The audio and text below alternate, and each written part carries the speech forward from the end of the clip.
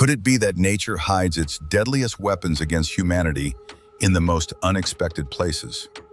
Today, we take a closer look at an insidious family of viruses that takes its name from the waters of South Korea, but whose impact spans continents, the Hantaviruses.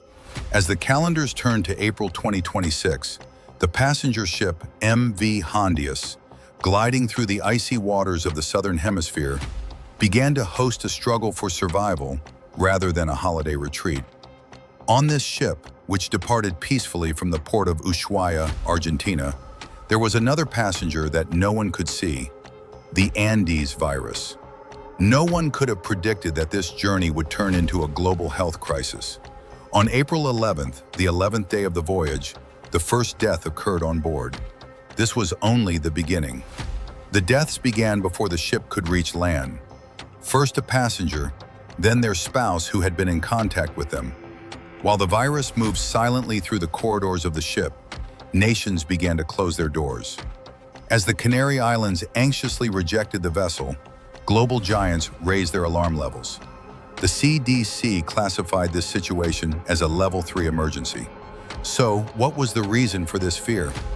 Hantavirus is a massive family with more than 20 different species rather than just a single virus. And the source is much closer to us than we think. Rodents. When the waste left by mice and rats dries up, it turns into a deadly dust. Simply inhaling that dust is enough for the virus to enter your bloodstream. Hantavirus attacks on two fronts. 1. Pulmonary syndrome, HPS. It cuts your breath and causes your lungs to fail. Even more frightening are the statistics. 4 out of every 10 people infected can lose their lives. The mortality rate can soar up to 40%. 2.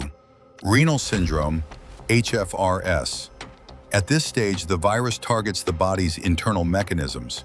It collapses the body from within, leading to internal bleeding and acute kidney failure. The most insidious part of the disease is the incubation period. It can take up to 8 weeks for symptoms to appear after contracting the virus. Imagine living with a ticking bomb inside your body for 2 months. So, how do we fight this microscopic enemy? Science gives a clear warning. If you are cleaning an area, never kick up dust. Wet it down. Prevent particles from becoming airborne by soaking the area with disinfectant or bleach. Ventilate. Ensure the circulation of fresh air by opening doors and windows. Every time we disturb the balance of nature as human beings, nature reminds us, the smallest enemy is sometimes the deadliest.